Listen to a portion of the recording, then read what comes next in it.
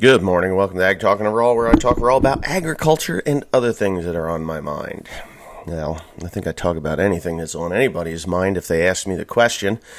So here we go. Now, I'm not doing this live, obviously. I get that question every single time. I actually pre-record these, and just because I pre-record them only minutes before you get to see them live. And yes, the vacuum cleaner is still dead in the corner over there. So, yeah. Anyway, I haven't done one of these in about 4 days. I don't know why. I've just been pretty damn busy. What we're trying to do is get this hay made. Yesterday, I was over about 30 miles away from the farm, baling on a farm that I left a mess at. And you'll see that video probably tomorrow on the One Lonely Farmer channel because I left my camera in the tractor. I didn't get home until late, and I forgot the damn camera in the tractor, so to hell with it. I went home. I was already home, and I was like, God darn it, I left that camera. How am I going to get this video up for One Lonely Farmer tomorrow? And I said, you know what? It's time to take a break. So I took a break. Today, I took a break on that channel. I don't know. Maybe I'll throw something up there. Something from the archives. I don't know. But anyway, I guess the last thing that I really talked about last week was the government shutdown. Or 4 days ago, the government shutdown. Well, the government shutdown is now officially over. It's over for now. And it's coming again. It is going to happen again. I believe it's going to happen again. Now, this is just pure speculation. I haven't been listening or watching the news at all. I only see what I read on, on social media and my other news outlet. I have a news channel that I watch online on my phone. So while I'm in the tractor, I have a headset. As you know, most of you know, I'm deaf in my left ear. My right ear ain't far behind, because I tell you that. I used to try to keep it a secret because, who wants to listen to a deaf guy who can't hear what's going on around him anyway? That shouldn't even matter. But anyways, I listen to this news channel. So February 15th is the deadline for Congress the House of Representatives to get this bill presented to the President of the United States, Donald J. Trump, so that he can approve it, and we get a barrier or a wall. I mean, these people are fucked up. What's the difference between a barrier and a wall? Why don't we just call it a divider? A divider between the countries. But for some reason, the left doesn't want it called a wall. They don't want it to be called the Wall of Trump. Well, okay. Who gives a damn whether it's a divider, a wall, a barrier, a physical or non-physical barrier? A non-physical barrier would mean Hellfire missiles or M60s, shit like that. Some form of artillery, or even landmines. I mean, landmines work really well across the world. There are inadvertent casualties from landmines. That's why I don't feel that it is a great idea. I mean, who knows? Sometime in the future, there might be cities that are built along these borders, and these barriers and these landmines get, between there. There's always going to be a dumb kid with a ball, a dumb kid with a ball. And I hope you understand what I'm saying. Maybe kids don't. Oh, and that brings me to another subject that is near and dear to my heart. But a kid with a ball, kids out there playing next to the street, kicks the ball out in the road, cars coming down the road, kid runs out in front of the car to get his ball, and he's killed. Bam. That's what I mean by a kid with a ball.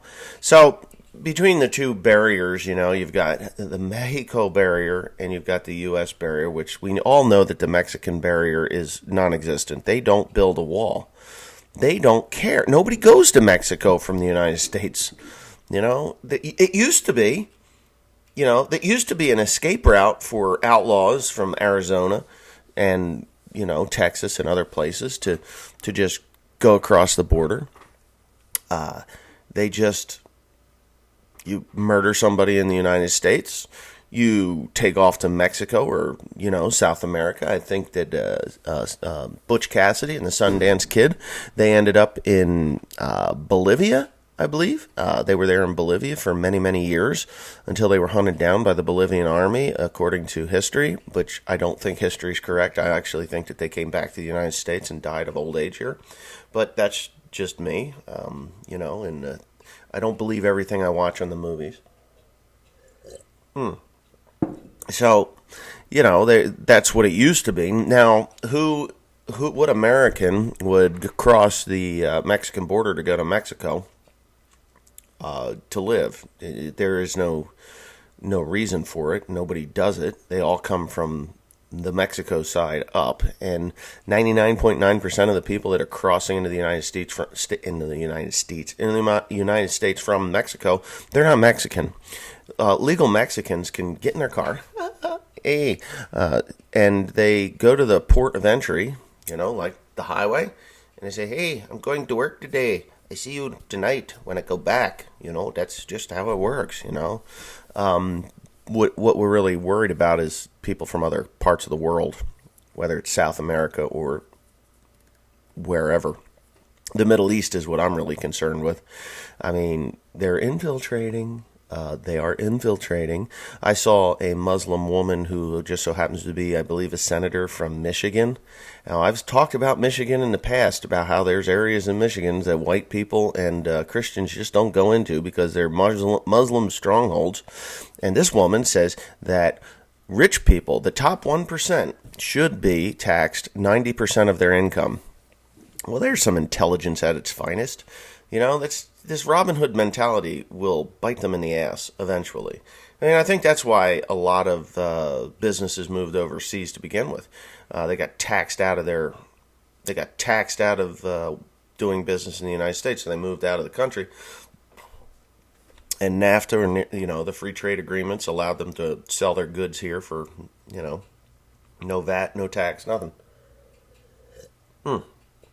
So we're just going to go around the horse. Donald Trump does something about the NAFTA and the free trade and gets that kind of equaled out. And then we get these idiots that come into Congress and say, hey, you know what? We're going to tax the rich people 90% of their income. 90% of their income. If you make $1 million a year, right, and you tax 90% of that income, what are you getting after your expenses? You're down below poverty levels again. They want to bring us down to us. I say us. They want to bring the upper 1% down to the level of poverty when they're already paying the lion's share of taxes. The top 1% pay 29% of the taxes that are collected in the United States of America. You hear that? That's an actual fact. Almost 30%. It's like 29.2% or something like that. Just say 30% just for shits and giggles.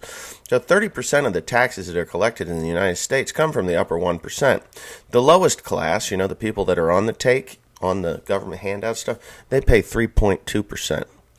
The middle class, making up the working class, or the people that actually go to work for the upper 1%, they're paying I don't know, 10 to 12% of the I think it's like 9 or 10% of the taxes collected. So the largest demographic, the working class, and not to say that the upper 1% doesn't work. I mean, they work harder than everybody else. The deal is that they took the risk. They took the risk to create the company, to create the business that the 98% of people work for. So let's just fine them some more so they say, hey, you know what? I'm just going to sell my company to some company overseas in China for $20 million. I'll move to the Caymans where I don't have to pay income tax to the United States, and I can go live there. And, there's a hurricane every once in a while, but I got enough money I can build a concrete bunker around my house, a wall, and live out my days. And then all those jobs go away because we can't tax the upper 1% any more than what they've already been taxed. I mean, when I go through my tax codes, it's like, holy shit, what can I expense to get this money gone? And that's how you do that. You expense stuff, like buy a $250,000 baler or a baler and a stack wagon for almost $300,000, and then it's real easy to, expense or depreciate, and that's how you get rid of the money so you're not paying that huge amount of taxes. Eventually it will catch up to me, but, I just buy more shit. So, anyway. Wow. Yeah. So how did I get onto this? Oh, this wall. So, the physical barrier, or the non-wall, that the House of Representatives is deciding, Nancy Pelosi, that old scab that got picked off of somebody's ass a long time ago that refused to, died, fell into a petri dish, was reborn, something that can't put Polydent in her face. You ever hear that woman talk? I mean, her teeth are rattling around in her face like she just forgot to use Polydent. I mean, there's something really wrong. She needs to retire. I'm sorry. There's a genetic mishap there. Just these people in power, they get to a certain age. How old is Nancy Pelosi? Let's find out. How old is Nancy Pelosi? Nancy Pelosi is 78. Okay, so she's 78 years old. Okay, so I've dealt with old people in my life. I'm getting older myself, and I'm 46 years old. I'm still pretty damn sharp, I guess. But my dad, who's going to be 71, in his mind, he's pretty sharp, but his body is physically, deteriorating with age. My grandmother, who's 94, when she was 77 years old, she no longer drove tractors anymore because she didn't feel that she was capable of doing so. So as age takes a hold of these people, they start to lose it. So Nancy Pelosi is 78 years old. There should be age limits to these things. The actual age of, if you're still working in our government, attempting to lead people when you're still stuck in 1945, or let's say 1955. That's a good year for Nancy Pelosi. She probably started politicking at about that time. When was she born? She was born in 1944 or something, I think. I don't know. Anyway, the damn thing isn't going to show me now. Maybe it will. Nope. I was looking up the Rock Johnson. Ooh, wow, that was cool. I don't know how the hell I did that, but that was pretty cool. I hit a button on my keyboard and everything just slid apart and I can see everything plus my background. That's pretty cool. But anyways, Nancy Pelosi needs to retire. She does. I don't think she's making intelligent decisions. I think she's shooting from the hip because there's a Republican in office who wants to protect Americans. And I guarantee you, if Hillary Clinton was in office, thank God she's not, but if Hillary Clinton was in office and she was saying, we need to build a wall, to stop these potential voters from coming in, it would get done instantly. I mean, it would be like, $5.7 billion, big deal. That's less than what I make here in the House of Representatives. Rubber stamp and boom, off it goes. But because it was a campaign promise, and Donald Trump is trying to do all of his campaign promises, he wants them all done, at least started before the next election cycle. And we're heading into the next election cycle. So somewhere someone had asked me a very simple question. They were like, hey, what do you think of this person? I can't remember her name. It doesn't make any sense to me because, unimportant people in my life, I forget their name very quickly. Well, even some important people that I forget their name, I'm sorry. But anyways, she's running for president. All right, It's not Pocahontas. It's the other woman, and I think I don't know where she's from, but she comes out and wants to do away with all Medicare, or not all Medicare, which that she wants to do away with private insurance. She says that we should be under a single-payer system. Well, you know how many hundreds of thousands of people, if not millions of people, work in the insurance business, like health insurance. Now, I know the health insurance is a flawed system, okay? And it really took a turn for the worst when Obama put in the Affordable Health Care Act. That fucked up a lot of people. It took good coverage away from good people and gave them shitty coverage for twice the amount of money. And that was the Affordable Health Care Act. You know why? Because the more money you made, the more that cost. And the more it cost, it didn't matter. They still brought you down a level. So, it was so stupid. So they fucked it up really bad. Excuse my language. If there's any kids watching this that, have little gentle, delicate glass ears.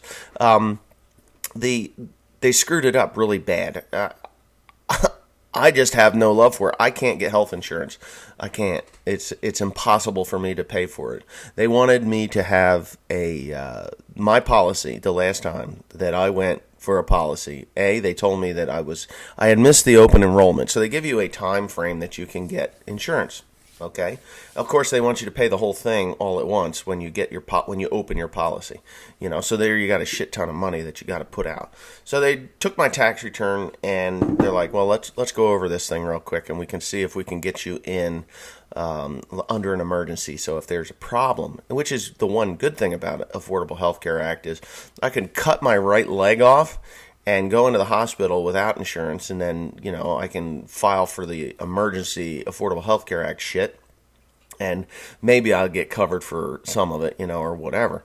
But they took my tax return, and they're like, oh, okay, they calculated it. $18,600 a year was what my tax return, or that's what my health insurance, just for me. That's it, just for me. I had... now I'm married, so I'm going to have to do something. I don't want to do the Affordable Health Care Act thing, but they're telling me that I can't get away from it. They're like, you have to have it. It's just, you have to have it. And, it's basically, you have to be put into a pool and then, say, some other company picks you up somehow. I don't know how it even works. But the amount of coverage for $18,600, I can tell you this. I haven't spent $18,600 in health insurance or health coverage on myself my entire life, my entire 46 years. And now that's what they want from me every stinking year. It's crazy. I don't get it. I don't get it.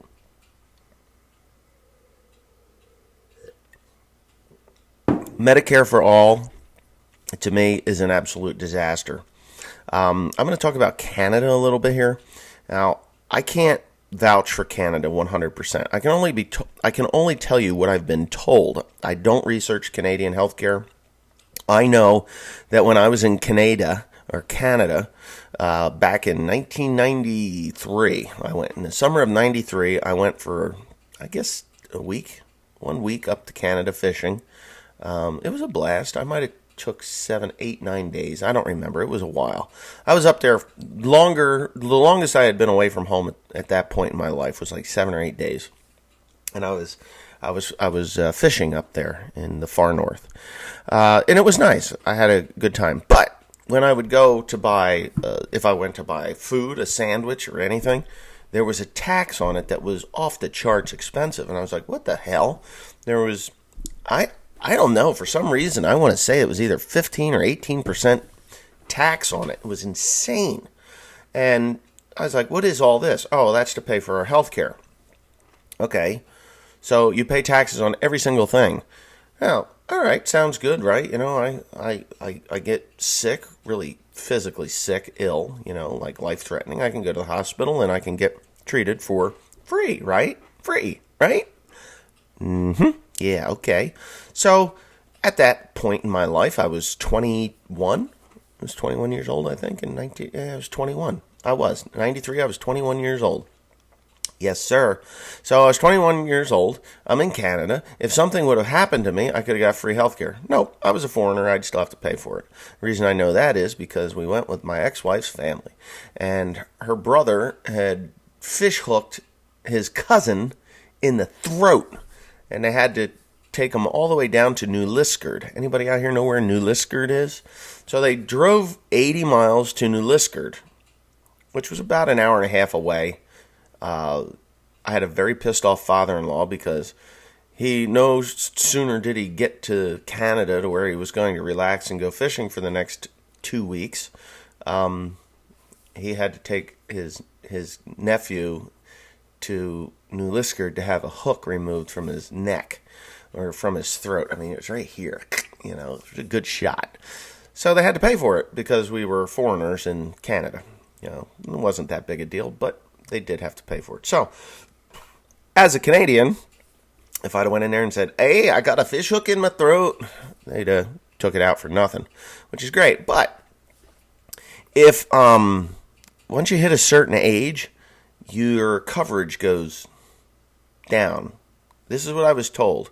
And I was told this by someone who lives in Canada, who was an American, who is now actively a resident of Canada, still a dual citizen, I guess.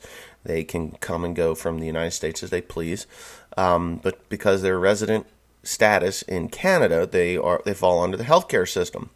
They are approaching I think she's approaching 60 years old. She's getting there. She's 50. She might be in her, well, my brother-in-law's sister. So she would have been, he was 55 and I'm 46. So she was like 1 or 2 years younger. So she's 54, 53, 54. And she says when she hits 55 years old that she's not going to be able to go to the hospital and get the same treatment that she gets today in Canada. I guess the older you get, you go through these levels. So the people that actually need the health care, the older generation, you know, the people that hit that 55, 65, 75 years old, their coverage actually, they get less. You know, like, oh, sorry, we can't treat you because you're 75 years old. Now, under the Affordable Health Care Act here in the great U.S. of A., when you hit, I think it's 75 years old, you're no longer eligible for knee replacement, hip replacement, and things like that. Because I think it's 75. Don't quote me. This is things that I know from a couple of years ago.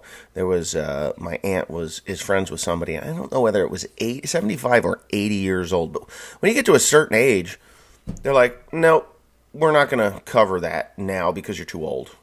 And the doctors are forbidden to actually perform them surgeries. We lost a lot of private practices here in the United States due to the Affordable Health Care Act. Good doctors retired early. Health costs have gone through the roof. I mean, we took William to have his 1 week checkup after he was born, and they did a test, like a hearing test. They go like this, they do like this. They touched the bottom of his foot. They did a few very simple things, and it was like $600. Ridiculous money.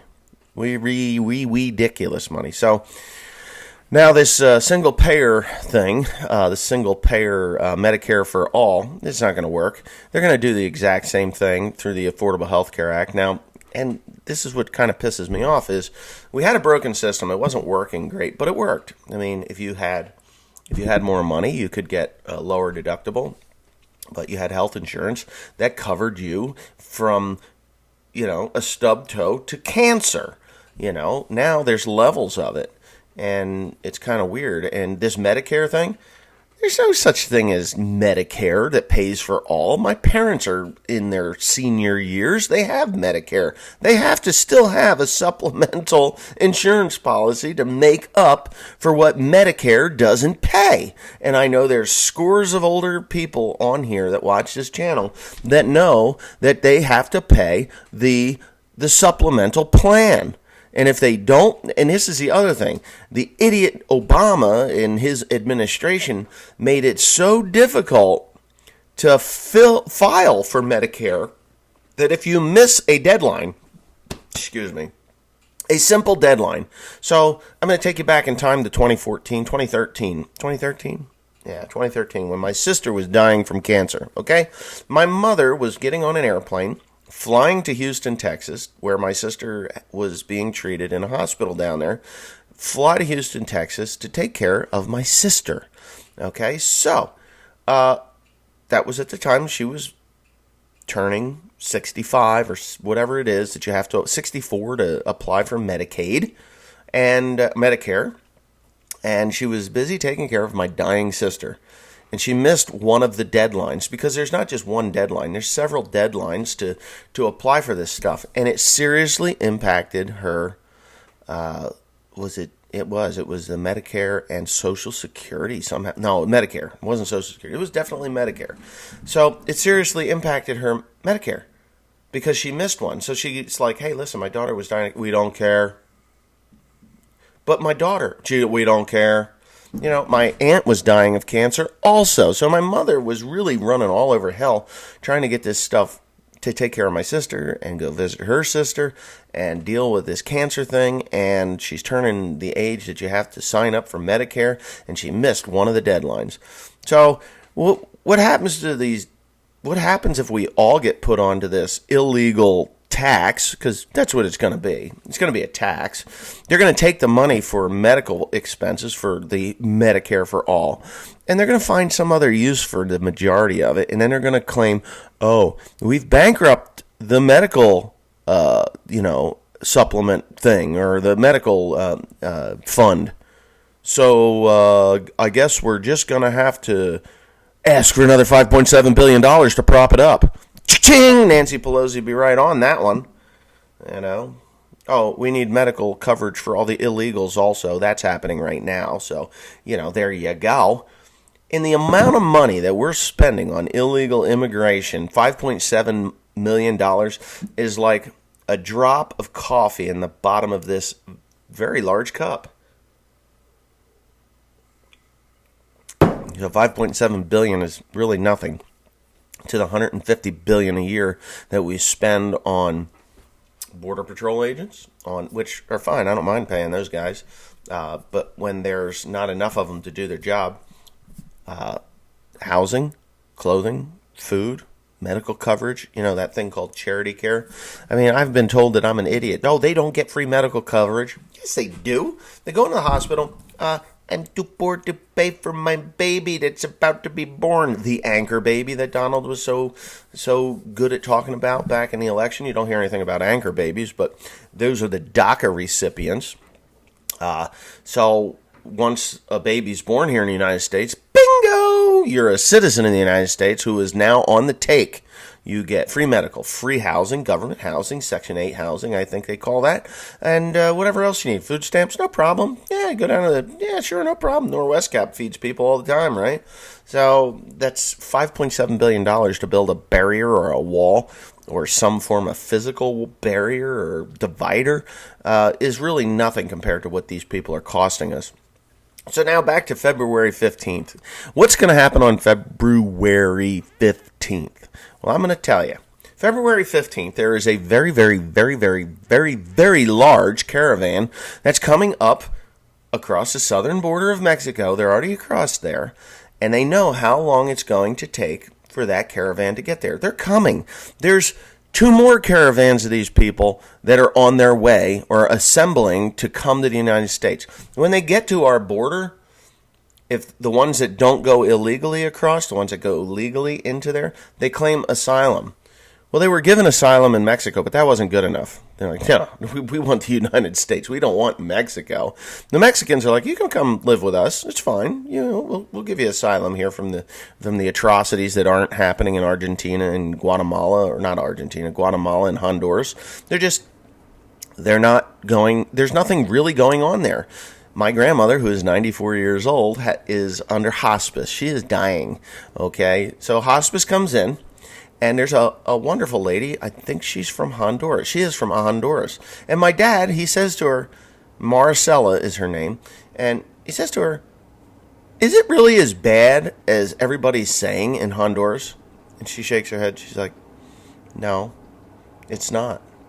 She said, there's not much money there, but we're all, it's there's not much money there, but no, there's no gangs that are killing us like they'd like you to believe. So here you got a woman, and she's here legally, because I asked her, so are you here legally? She says, yes, I am. My brother's not, but I am. And my brother's worried that he's going to have to go back because he's been working here and he's been sending money home, and they've become reliant on the money. But if he has to go home, he'll go home. Yay! He'll go home. I expect that he should go home. I mean, or go hire a lawyer, take some of that money that you're sending to Honduras, and hire a lawyer and say, hey, I'm here illegally, but I really like it here. I want to become an American citizen. There are immigration lawyers, scabby lawyers, that will take this case and get you through the process. They will get you asylum here until you're through the process, a temporary resident status. And then they'll work you through the process, and bada bing, bada boom, after about a year, yay, you're a citizen. And you can stay. But it's the same thing with these DACA idiots. If you know only the United States, I feel sorry for you, because legally you're not legal here. I'm sorry your parents were assholes and brought you here, but your parents are assholes and they brought you here. You didn't know, you didn't have a choice, but you do have a choice right now. I don't care if you're... All right, so you're here in the United States. All right, let's go back a little bit. You're here in the United States, and you're in high school or whatever, or maybe you're in college, and you're afraid that you're going to be deported. Okay, Yeah. So, hey, Mom, hey, Dad, all that money that you came up here to make, to send back to Honduras, Guatemala, or wherever the hell it is I'm from, what did you do with it? Because we're going to need to hire a lawyer to get me legal. I'm sorry, you're going to have to go back to Honduras or Guatemala, but I want to be legal here. And let's say we figure this thing out.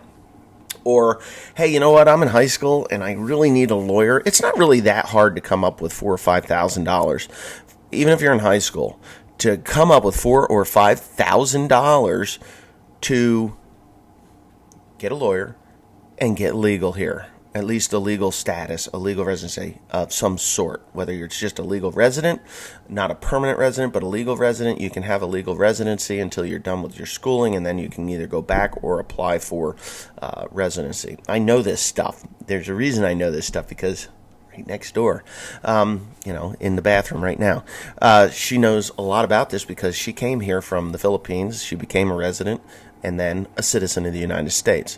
Now, you can become a legal resident of the United States. That's a 10-year thing, and then you can reapply, or not reapply, but you can re-register and get another 10 years. It's no big deal. Or you just become a legal citizen of the United States, which isn't really that hard either. I went with Teresa when she got her citizenship. It was a tremendously wonderful time. She recited the oath, and bada bing, bada boom. No, wait a minute. I was there when she did her dual citizenship. She got her citizen. I wasn't with her for the American citizenship one. She went on her own for that one. But when she did the dual citizenship, because she is a citizen of both the United States and the Philippines. So, yipper.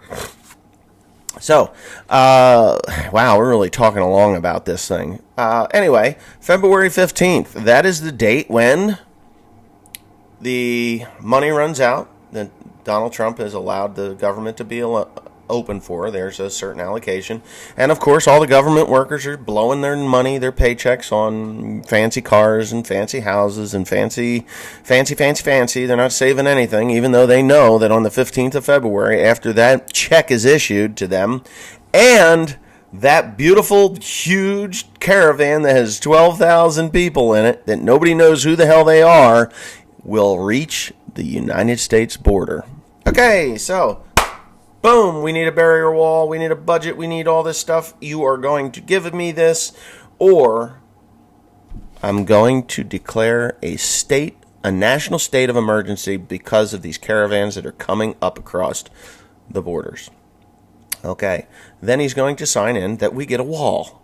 Not that we get more time off for these government workers, non-essentials. I love it when they call it non-essential government workers. If it's non-essential, why do we even have them? Non-essential government workers. Well, if they're non-essential, what the fuck are we even worrying about them for? Cut their job, make them get an education or whatever, and go into another field somewhere else. And if you're a government worker and you're telling me that I'm an asshole, that's okay, because, job security is a wonderful thing. I'm only one season away from bankruptcy. I'm a farmer. I'm one season away from bankruptcy. 2018 almost did it, Close. I'm okay now. Yes. I got my money. I got my hay made enough that I'm not going bankrupt. Yeehaw! So anyways, with that being said, if you're a non-essential government worker and you're going to be out of a job again on the 15th, please save your money. I don't want to hear you whining on CNN, MSNBC, CBS, ABC, and all the other communist news networks that are out there. Oh, these poor non-essentials. These poor non-essential government workers are laid off again. It's terrible. This mean old Donald Trump. I'm sorry. I still like to have safety in my home. I go down to Flemington, which is a sanctuary city. Everybody that knows Flemington is a sanctuary city. It is Little Havana down there. And I'm sorry. They don't belong here. They need to be packaged up, shipped back after the wall is built. So anyways, when this state of emergency is declared, when there's like 12,000 people attempting to come into our country illegally, and asylum, come on, man. You really need to understand that they're not claiming asylum here They are here because we'll allow them to come in. That's all. They have a life in Honduras and Guatemala. It may not be the best life, but sorry about your luck. I'm sorry you were born there, but work hard, save your money, apply for a visa or a residency, which you can do as long as you're a good, outstanding citizen. You can come here. But whatever. I guess I'm beating a dead horse here. People just are tired of hearing it, and honestly, I think that a physical barrier with some very unpleasant surprises when you do break over that wall should be allocated. I mean, what do you think would happen if you went into, say, Russia? If you crossed over a border into Russia, I don't think you're going to do it. Or, let's say Israel, I'm from Palestine. I'm going to cross over into Israel tonight and get myself some good, what do you call those things? Matzahs. Those crackers are pretty cool, though. But I want some matzahs. I'm going to Israel tonight. I'm going to tunnel under the wall. You get out the other side, guess what's going to happen to you? You're going to get shot. They're going to shoot you. Russia, they don't fuck around, them boys. I talked to a guy who works up here. I'm not going to tell you his name, but he worked for the Coast Guard, okay? And don't laugh about the Coast Guard. The Coast Guard is a very important part of our defense against illegal activity. Those guys are underappreciated branch of the U.S. military. And anybody that's in the Coast Guard, thumbs up to you. I know you've been made fun of for a lot of years, even since World War II, man. But the Coast Guard, very important branch of the U.S. military. And my hat's off to you. My thumbs up to you guys. You're doing a great job. This guy worked in the Coast Guard. He was in the Coast Guard. And he was in Japan in the Coast Guard. He went overseas with the Coast Guard. They are deployed overseas. The Coast Guard is. They get smaller ships than the Navy, and but they do get deployed as a defense and stuff like that. Because the Army, Navy, Air Force, and the Marines, those are the guys that get the most credit. But the Coast Guard, those guys, they do a hell of a job. So anyways, he was in the Coast Guard, and he, after doing these tours outside the country, off the coast of other countries, to protect human trafficking, drug flow, and other illegal activities that are out in the oceans of the world, even though I don't agree with the United States being the world's police force, because we shouldn't be.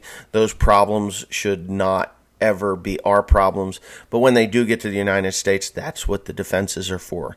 If you think there's a ship coming in that is full of drugs or they're human trafficking, sink the fucking thing. Just blast it right out of the water. Boom! One good torpedo and they're done. We got some pretty smart weapons nowadays. But anyhow, he was over in the port of entry. And he says, you'll get a Chinese ship in, he said, and they're double-walled hulls. So you have your outer hull and your inner hull, but there's a space between them. And there's catwalks all through there for inspections and things like that. So when they come into port, all the guys that are on that boat, they have to stay on the boat until the inspection is done. And that's the Coast Guard is involved in that heavily. So he says there's the first thing that will alert you to stowaways is your nose. That's the first thing. He says once you open up that bulkhead and you stick your head in there, you can smell shit because they've just been on a boat for 5, 6, 7, 8 days, 10 days. They bring enough food. They bring enough water. They stow away on these things. A lot of times the captain and everybody knows that these people are in this hull, and then they'll sneak off in the middle of the night. So you open up the bulkhead, whoo, there's somebody in there. Then you get your flashlights and your shotguns and you go in. Now, if they're armed, they shoot them. I'm sorry, they do. If they're armed, they get shot because they're not even supposed to be there, and it's a threat. Drop the gun, bang. You don't drop the gun, you're dead. So he did say, he says, oh my God, he says they come from all over the world. They pull in there, and we got to go through these ships to find people. He says it's very rare that you don't find someone in those hulls. He says they're in there. He says you open it up and you don't smell anything, you know your day is going to be easy. He says, but when you open it up and you smell that shit, he said, because they got to take a shit somewhere and they ain't shitting in a plastic bag. They're not that smart. He said they're just not that smart. If you shit in a plastic bag and then a Ziploc or even a bread bag and tie it off, drop it into the hull, it's contained and it doesn't smell and you're fine. You can piss in one of them too. If you've ever been in a dirty bathroom, you smell that urine after a couple of days. It's just really strong and rotten and ripe in there. Yeah, that's what he smells. So he says never, ever, ever, ever have they found a stowaway on a Russian ship. Russian ship. Okay, so I'm taking a long way around here, but I'm going to talk about Russia here. So he goes to the captain. He's like, hey, because I guess after a while you get to know these people, the captains and stuff, because they come and go all the time. They're in, they're out. Hey, here's my paperwork. Here's the bill of lading. This is what we've got, and this is what we're going to offload. So he asked the captain, hey, what happens? Why don't you guys have stowaways? We never find stowaways on these ships. We take care of the stowaways for you. Huh? Really? What do you do? We get over into the North Atlantic where it's extraordinarily cold. It's cold. It's fucking cold up there. I don't care what time of year it is. It's cold. So, Russian ships coming up. It's cold. And they do their sweep of their hulls in the bulkheads. They're looking for stowaways. They find a stowaway who's been shitting in their hull, because guess who cleans that up? Not the Coast Guard, the mates. That crew that's on that boat has to clean those bulkheads out. They gotta, or not the bulkheads, the ships, the double hull. They gotta clean that shit out of there. They don't want that shit in there. They don't want people in there. So the Russians have an incredible reputation for cleaning their ship. They go into the hulls, they find the stowaways, they either shoot them on sight. They don't really want to shoot them on sight because they got to clean that blood up. They detain them. They take them topside, and boom, over the edge they go. All right. Sound brutal? No. It sounds like you get what you deserve. You either buy a ticket on an airplane, buy a ticket on a cruise line, buy a ticket on that shipping line. Because you can do that. You can cook for the crew and get a free passage across. They still do that stuff. I know a guy at Farm His Property. He wanted to go cruise the world. So he taught women how to dance on cruise ships. And he was gone for months at a time. He loved it. He says, I loved it. It was great, and that was what he did. But they still do stuff like that. So if you want to work on a ship as it crosses the ocean, you can do that. You're going to get the shittiest jobs like the bathroom duty and the kitchen work and all that stuff, and you will get a free passage across the ocean. So my aunt did a clipper ship one time. And she said that was hard work. It was miserable. I hated it. But that was a clipper ship. I think she sailed from Maryland to Maine and back again. I don't know. She said it was an exhausting trip. It wasn't fun at all. Some people loved it and some people didn't. But anyways, the Russians know how to take care of their problems. They just throw them overboard. Gone. And that's the way they treat their border too. And I think the United States needs to take a leaf out of their book. And, maybe not so violently, but something like, I don't mind putting people in cages. If you're here illegally, put them in a cage. Separate their kids from them for about a week or two. If you're separated from your children for a day or an hour and you don't know where your children are, that'll cause you to go absolutely insane. As a father, I can tell you that's how that works. You go nuts. If you don't know where your child is, if you don't. I remember my kids, I used to do this to my parents and used to drive my mother nuts because she loved me and she cared about me and what I was doing. I'd take off into the woods and disappear for a day. And when I get back, she was there with the broom handle whooping my ass because I was gone for half the day. Where the hell were you at? I was worried, and then you get your butt kicked, and yeah, I did it many times. But when you separate people and then just ship them back to Honduras, they're not going to remember the cage. They're going to remember being separated from their kids. And some people just don't care. I mean, there's good parents and bad parents. And I think bad parents are the ones that drop their kids off at the border and say, "Hey, you know what? Have a good life," and they get raped and murdered and sent into brothels and shit like that, because that does happen. But anyway, I got to go. I think I'm about done with this. I'm 45 minutes in, and I've just talked about border security. Not anything about farming. Nothing farming related has happened here. I'm sorry about that. And yeah, I'll talk to y'all later.